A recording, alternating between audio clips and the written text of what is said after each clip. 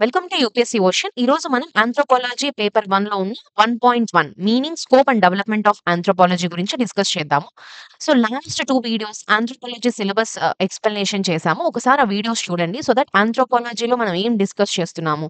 So, syllabus మొత్తం ఒక overview మీకు ఉంటే సబ్జెక్ట్ అనేది మీకు ఈజీగా అర్థమవుతుంది. ఎప్పుడైనా సరే సబ్జెక్ట్ స్టార్ట్ చేసే ముందు సిలబస్ ఏంటి అనేది క్లారిటీగా చూడడం అనేది చాలా ఇంపార్టెంట్. సో, ఒకసారి సిలబస్ వీడియోస్ 2 చూసి తర్వాత ఈ వీడియో చూడండి. సో దట్ మీకు క్లారిటీగా అర్థమవుతుంది. సో, ఈరోజు anthropology paper 1 1.1 meaning, scope and development of anthropology. Anthropology అంటే ఏంటి? దాని యొక్క మీనింగ్ ఏంటి? అండ్ యాస్ ఎ సబ్జెక్ట్ దాని యొక్క స్కోప్ ఏంటి? అండ్ ఆంథ్రోపాలజీ ఎంత వరకు డెవలప్ అయింది యాస్ ఎ సబ్జెక్ట్ అనేది చూద్దాం. సో, ఈ వీడియోస్ అనేది ఎస్పెషల్లీ యూపీఎస్సీ ఆంథ్రోపాలజీ ఆప్షనల్ సిలబస్‌కి హెల్ప్ అవుతాయి. ఎవరికైతే యూజ్‌ఫుల్ ఉంటుందో వాళ్ళకి తప్పకుండా షేర్ చేయండి. అండ్ కంటెంట్ నచ్చితే ఖచ్చితంగా like and share and subscribe చేయండి. సో, స్టార్ట్ చేద్దాం. సో, ఆంథ్రోపాలజీ అంటే ఏంటంటే, it is a study of human kind in its totality. So, anthropology already syllabus వీడియోలో కూడా చెప్పాము. అసలు ఆంథ్రోపాలజీ అనగానే అసలు సబ్జెక్ట్ ఆంథ్రోపాలజీ అనే వర్డ్ కూడా వినని వాళ్ళకి కూడా ఏంటి ఈ ఆంథ్రోపాలజీ, ఆంథ్రోపాలజీ, ఆంథ్రోపాలజీ అని చాలా వింటున్నాము. వాట్ ఈస్ ఆంథ్రోపాలజీ అని ఒకటి వస్తుంది కదా! సో, ఆంథ్రోపాలజీ అనేది ఏంటంటే మనిషి గురించి చదివే ఒక సబ్జెక్ట్. మనిషిని వెరీ రూట్స్ నుంచి టుడే ప్రెజెంట్ వరకు కూడా ఒక సైంటిఫికల్‌గా మనిషిని అన్ని యాస్పెక్ట్స్‌లో చదివే సబ్జెక్టే ఆంథ్రోపాలజీ.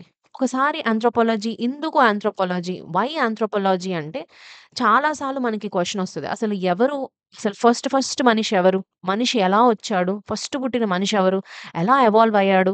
ఎందుకు మనిషికి ఆహ్, వేరే జంతువులకో, చెట్లకు కూడా జీవం ఉంది. మిగిలిన జంతువులకి జీవాలున్నాయి. మరి మనిషికి వాటికి డిఫరెన్స్ ఎందుకొచ్చింది? మనిషి ఒక్కడే ఎందుకు ఇట్లా స్పెషల్ అయ్యాడు అన్ని జీవాలలో గూడా? సో, ఇలాంటి చాలా క్వెషన్స్ అన్నిటికి గూడా మనకి ఆన్సర్స్ అనేది ఆంథ్రోపాలజీలో ప్రొవైడ్ అవుతాయి. ఒక సినిమాలో గూడా ఆహ్, నువ్వెవరు అని అడిగితే నేను అది ఇది అంటే కాదు. నువ్వెవరు? నేను అడుగుతుంది నువ్వెవరు అని. నువ్వెవరు అంటే ఈ మనిషి ఎవరు అనే క్వెషన్స్ అన్నిటికి గూడా ఆన్సర్స్ అనేది మనం ఆంథ్రోపాలజీలో ప్రొవైడ్ అవుతది. ఎందుకంటే ఆంథ్రోపాలజీ అనేది హ్యూమన్స్‌ని బయోలాజికల్లీ, సోషల్లీ, కల్చరల్లీ అన్ని యాంగిల్స్‌లో మనిషిని చదివి మనకి మంచి ఆన్సర్స్‌ని ప్రొవైడ్ చేసే సబ్జెక్టే ఆంథ్రోపాలజీ. అండ్ దిస్ సబ్జెక్ట్ అనేది చాలా యూనిక్‌గా ఉంటుంది. బికాజ్ ఇట్ నేచర్‌ని, కల్చర్‌ని, సొసైటీని మూడిటిని ఇంటిగ్రేట్ చేస్తూ ఈ సబ్జెక్ట్ అనేది ఒక మంచి ఇన్ఫర్మేషన్‌ని ప్రొవైడ్ చేస్తుంది కాబట్టి anthropology is a very unique subject. And అసలు ఆంథ్రోపాలజీ అంటే మీనింగ్ ఏంటి అంటే దాని ఎటమాలజీలోకి గనక మనం వెళ్తే ఆంథ్రోపోస్ అంటే ఆ వర్డ్‌ని గనక మనం బ్రేక్ డౌన్ చేసి చూస్తే anthropology, anthropos plus logos. Anthropos అంటే human, logos means study. Anthropology అంటే మనిషిని స్టడీ జేయడాన్ని, హ్యూమన్‌ని స్టడీ జేయడాన్ని, హ్యూమన్‌ని సైంటిఫికల్లీ స్టడీ జేయడాన్ని ఆంథ్రోపాలజీ అంటాం. లాజీ అంటే స్టడీ. ఓకే. ఆంథ్రోపాలజీ అనే వర్డ్‌ని అసలు ఫస్ట్ కాయిన్ చేసింది ఎవరంటే అరిస్టాటిల్. 4థ్ సెంచరీ బీసీలో ఈ అరిస్టాటిల్ ఆంథ్రోపాలజీ అనే వర్డ్‌ని డిఫైన్ చేశారు. అండ్ అండ్ ఆంథ్రోపాలజీలో ఇంకా ఇంకొంతమంది scholars like Herskovits, Kroeber and Kluckhohn అని ఈ మిగిలిన స్కాలర్స్ కూడా ఆంథ్రోపాలజీని డిఫైన్ చేయడానికి ట్రై చేశారు. అండ్ ఆంథ్రోపాలజీ హెర్స్కోవిట్జ్ ఏం చెప్పారంటే it is a study of man and his works. Anthropology అనేది మనిషి గురించి చదవడం అండ్ మనిషి చేసిన పనుల్ని చదవడమే ఆంథ్రోపాలజీ అని డిఫైన్ చేశారు. And Kroeber defined science of groups of men, their behaviour and production. Anthropology అనేది it's a science.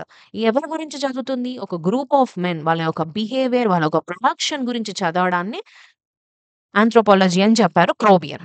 And Kluckhohn has said anthropology is a mirror into which man sees himself. Anthropology అనేది ఒక mirror. మనిషి తనని తాను చూసుకునే ఒక mirror లాంటిదే anthropology అని డిఫైన్ చేశారు. సీ ఎంతమంది స్కాలర్స్ ఎన్ని చెప్పినా, ఏం చెప్పినా at the end what anthropology is the science of human kind in its totality. మనిషిని అన్ని కోణాలలో, అన్ని యాంగిల్స్‌లో మనిషిని పూర్తిగా పాస్ట్ నుంచి ప్రెజెంట్‌కి, ఫ్యూచర్‌కి అండ్ ఆల్సో అన్ని డైమెన్షన్స్‌లో, అన్ని యాస్పెక్ట్స్‌లో మనిషిని చదవడాన్ని, మనిషి యొక్క ఎవల్యూషన్‌ని చదవడాన్ని, మనిషి యొక్క evolution in biologically, culturally, physically అన్ని యాంగిల్స్‌లో చదవడమే ఆంథ్రోపాలజీ. సో, ఓవరాల్ ఇన్ సింపుల్‌గా చెప్పాలి అంటే anthropology is the study of human kind or it is the science of human kind in its totality is called anthropology. And what are aspects of human beings? మనిషిని అన్ని ఆస్పెక్ట్స్‌లో చదువుతుంది anthropology అని చెప్పాం. What are those aspects? That aspects are biological, cultural and social aspects. Biological aspects means genetics. మనిషి యొక్క jeans ఏంటి? మనిషి ఎలా ఎవాల్వ్ అయ్యాడు? మనిషి ఈ క్లైమేట్‌కి, ఎన్విరాన్మెంట్‌కి వీటన్నిటికి ఎలా అడాప్టేషన్స్ తీసుకున్నాడు? అడాప్టేషన్స్ చేసుకుంటూ మనిషి అనేది కోతి నుంచి మనిషి రూపం ఎలా వచ్చింది? So, all these biological aspects and also the cultural aspects life believes, traditions, arts అవ్వచ్చు. మనిషికి కొన్ని నమ్మకాలు, ఈ రిలీజియన్స్ కానీ, ట్రెడిషన్స్ కానీ, ఆర్ట్ ఫార్మ్స్ కానీ ఇవన్నీ డెవలప్ అయినాయి. కల్చర్ ఫార్మ్ అయింది. All this culture and also కొన్ని social institutions like kinship, family, marriage కొన్ని ఇన్‌స్టిట్యూషన్స్ అనేవి మనిషి బయోలాజికల్లీ ఎవాల్వ్ అవుతూ at the same time culturally evolve అయ్యాడు. ఇవన్నీ ఎవాల్వ్ అవుతూ సొసైటీస్ కూడా ఎవాల్వ్ అయినియి. So, all these dimensions are the aspects of human beings studied in anthropology. So anthropology is the study of man in totality in all aspects are what? Biological aspects, cultural aspects and social aspects. All these things are called the aspects of human beings studied by anthropologist. Okay, so overall what is the meaning of anthropology ante enti? So anthropology is the study of man in totality, or it is the science of man in totality is called anthropology. And ఇది అన్ని aspects లో మనిషిని చదువుతుంది. And what is the scope of anthropology? Anthropology యొక్క scope ఏంటి? As a subject దాని యొక్క scope ఏంటంటే, ఆంథ్రోపాలజీ అనేది మనిషిని డిస్క్రైబ్ చేస్తుంది. మనిషిని అనలైజ్ చేసి, మనిషి గురించి అంత ఇన్ఫర్మేషన్ ఇస్తుంది కాబట్టి, దిస్ స్కోప్ ఈస్ యూనివర్సల్ ఉంటది. బికాజ్ ఈ సబ్జెక్ట్ అనేది యూనివర్సల్. బికాజ్ ఆల్ హ్యూమన్స్‌ని స్టడీ చేస్తుంది. నాట్ ఓన్లీ అబౌట్ ఇప్పుడున్న హ్యూమన్స్‌నే కాదు. పాస్ట్ హ్యూమన్స్‌ని, ప్రెజెంట్ హ్యూమన్స్‌ని స్టడీ చేస్తుంది. Very early human beings, stone tools వాడిన హ్యూమన్ బీయింగ్స్ దగ్గర నుంచి, bronze copper age, iron age వాడిన హ్యూమన్స్ నుంచి, ఇప్పుడు ప్లాస్టిక్ వాడుతున్న మనుషుల వరకు గూడా అన్ని హ్యూమన్స్‌ని చదువుతుంది. అండ్ ఆల్సో అన్ని సొసైటీస్‌ని చదువుతుంది. ఫ్రమ్ వెరీ ప్రిమిటివ్ సొసైటీస్ నుంచి మోడర్న్ సొసైటీస్ వరకు కూడా చదువుతుంది. And it studies in all aspects biologically, socially, culturally అన్ని యాస్పెక్ట్స్‌లో చదువుతుంది కాబట్టి the scope of anthropology is universal. Okay. And ఈ ఆంథ్రోపాలజీ అనేది చదవడానికి ఈ సబ్జెక్ట్ అనేది it is an unique subject. Because it study using different unique methods. ఈ సబ్జెక్ట్ అనేది బిల్డ్ అవ్వడానికి కొన్ని యూనిక్ మెథడ్స్‌ని యూజ్ చేసుకొని ఆంథ్రోపాలజీ అనేది డెవలప్ అయింది. That's why anthropology is a unique subject. ఆ డిఫరెంట్ మెథడ్స్ ఏంటంటే holistic method, historical method, comparative method. ఒక్కొక్కటి క్లియర్‌గా చూద్దాం. హోలిస్టిక్ మెథడ్ అంటే ఏంటంటే, studies human beings as an entire pattern of life. మనిషిని అన్ని యాస్పెక్ట్స్‌లో ద వర్డ్‌లోనే ఉంది holistic. Holistic means in all dimensions, in all aspects. In లైఫ్‌ని అన్ని ప్యాటర్న్స్, ఆల్ ఎంటైర్ ప్యాటర్న్స్‌లో చదవడాన్ని హోలిస్టిక్ మెథడ్ అంటాం. లైక్ బయోలాజికల్లీ, కల్చరల్లీ, సోషల్లీ ఒక అన్ని డైమెన్షన్స్‌లో చదువుతుంది కాబట్టి, ఈ subject is a holistic method అంట. ఇట్స్ ఎ హోలిస్టిక్ సబ్జెక్ట్ అంటాం. Anthropology is a holistic subject అంటాం. ఫర్ ఎగ్జాంపుల్ చూడండి. ఒక ట్రైబల్ గ్రూప్‌నే మనం చదవాలి అనుకున్నప్పుడు, ఒక ట్రైబల్ ఏరియాకెళ్ళినప్పుడు మనం ఓన్లీ అక్కడ ట్రైబల్స్‌ని మాత్రమే చూడం. ఆ ట్రైబల్ లేదా ఒక ట్రైబల్ ఎకానమీని మాత్రమే మనం చదవం. ఆ ట్రైబల్ యొక్క కిన్‌షిప్స్‌ని చదువుతాము, ఎకాలజీ చదువుతాము, రిచువల్స్‌ని, జెనెటిక్స్‌ని అన్నీ చదువుతాం. సింపుల్‌గా చెప్పాలంటే మీరొక ప్లేస్‌కెళ్లారు. You are travelling to some new place. మన కల్చర్‌కి డిఫరెంట్‌గా ఉన్న ఏదన్నా ఒక ప్లేస్‌కి మీరు ఒక కంట్రీ ఇంకో కొత్త కంట్రీకో లేదంటే ఎంటైర్ డిఫరెంట్ కల్చర్ ఉన్న ఏరియాకి మీరెళ్లారు. Just for travelling for entertainment or just for travelling purpose ఎళ్లారు. ఎళ్ళినప్పుడు మీరు ఓన్లీ ట్రావెలింగ్ అక్కడున్నవే చూస్తారా? యూ సీ అక్కడ వాళ్ళు ఎలాంటి ఆ మనుషులు ఎలా ఉన్నారు? వాళ్ళు చూడడానికి ఎలా ఉన్నారు? వాళ్ళ యొక్క ఫిజికల్ ఫీచర్స్ ఎలా ఉన్నాయి?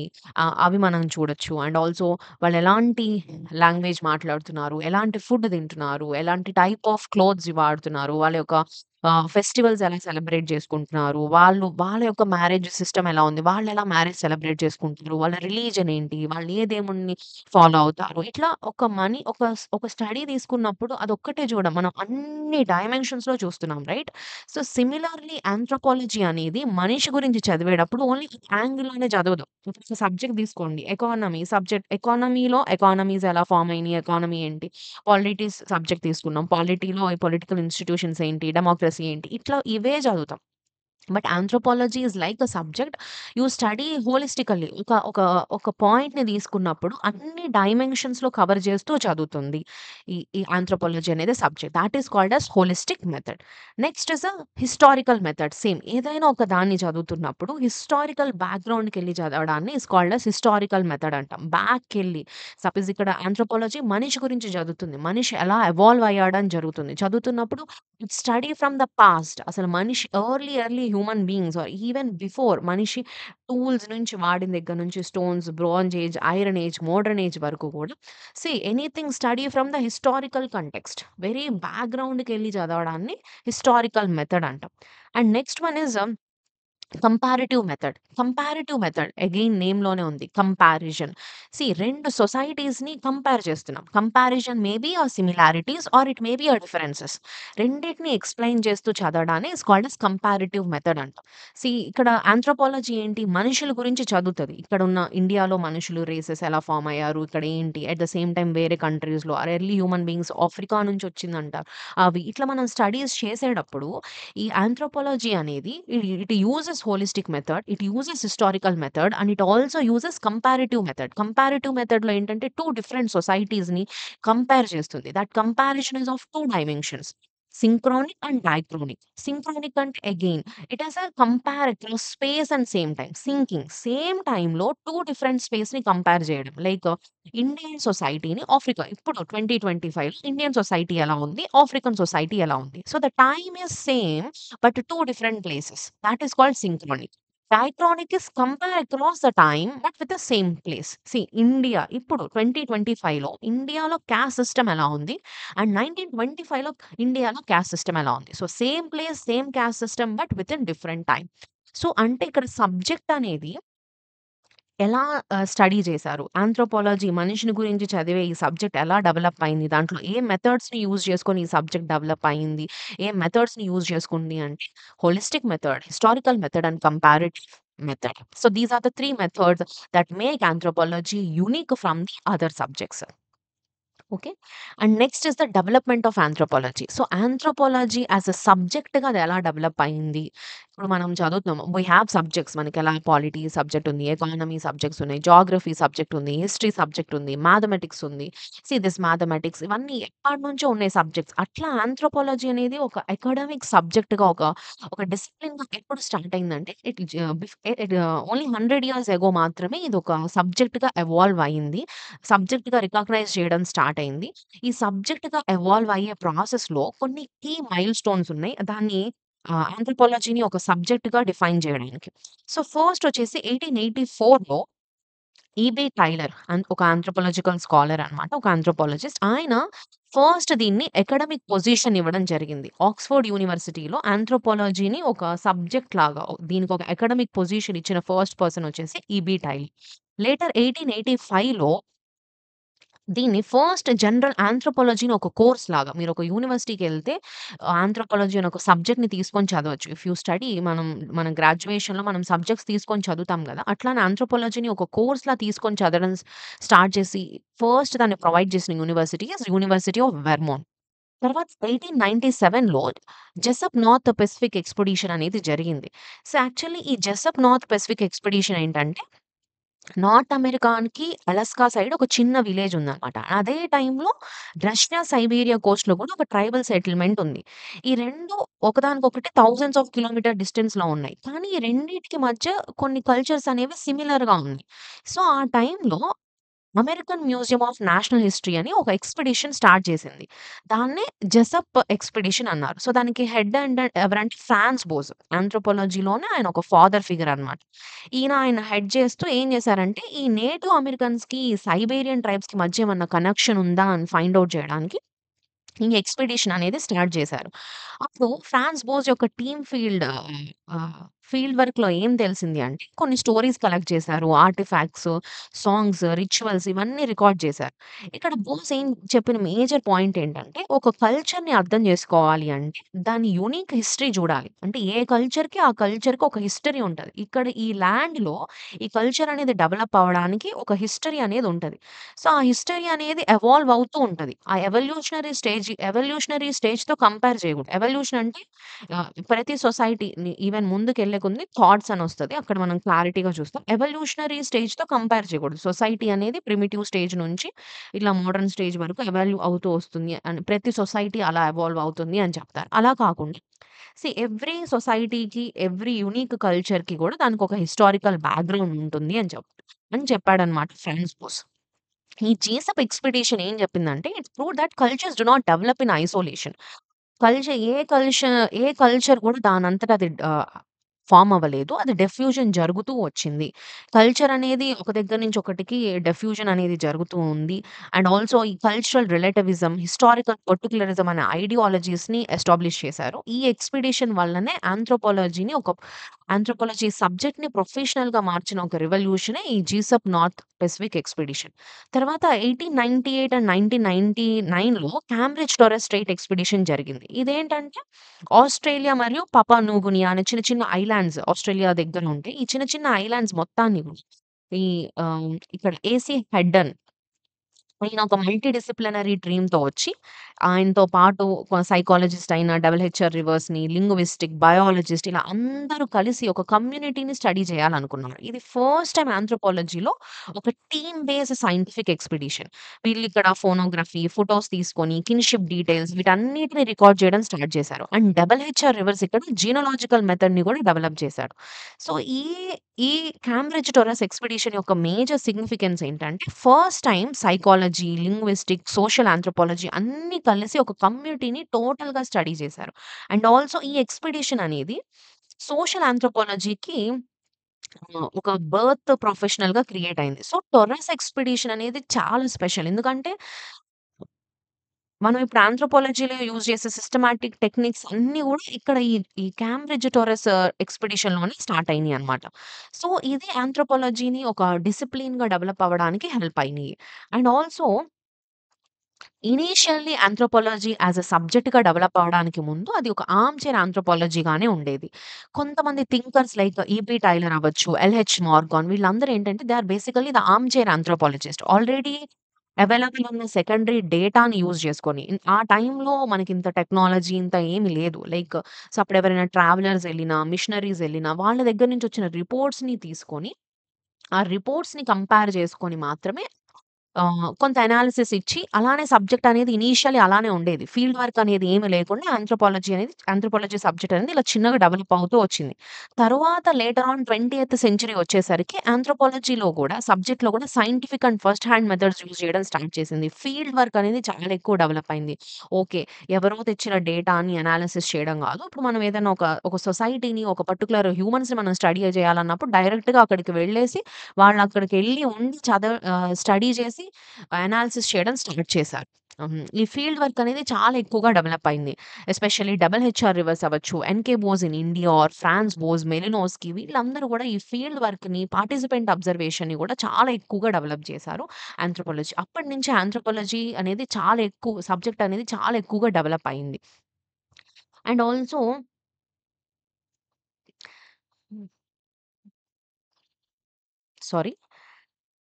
ఆంథ్రోపాలజీ అనేది సబ్జెక్ట్ అనేది డెవలప్ అయింది. తరువాత ఆంథ్రోపాలజీ అనేది 1930స్‌కొచ్చేసరికి ఫుల్ ఫ్లెడ్జ్డ్ ఒక అకాడమిక్ సబ్జెక్ట్‌గా డెవలప్ అయ్యి విత్ 4 బ్రాంచెస్‌తో డెవలప్ అయింది. ఆ 4 branches first one is socio cultural anthropology, second is archaeological anthropology and third is biological anthropology and fourth is the linguistic anthropology. ఈ 4 బ్రాంచెస్‌తో anthropology అనేది full ఫ్లెడ్జ్డ్‌గా develop అయింది. అంటే ఒక armchair anthropologist నుంచి, field work నుంచి ఒక full fledged discipline in the university లాగా anthropology అనేది ఇలా డెవలప్ అవుతూ వచ్చింది యాస్ ఎ సబ్జెక్ట్‌గా. అండ్ ఆంథ్రోపాలజీ అనేది ఎందుకు అంత యునీక్ అండ్ డిస్టింక్టివ్ సబ్జెక్ట్ వేరే అన్ని సబ్జెక్ట్స్‌తో పోల్చుకుంటే ఆంథ్రోపాలజీ అనేది ఎందుకు అంత యునీక్ సబ్జెక్ట్ అంటే because it has some different features. That features like holism, cultural relativism, field work tradition, cross cultural comparison and bio cultural approach.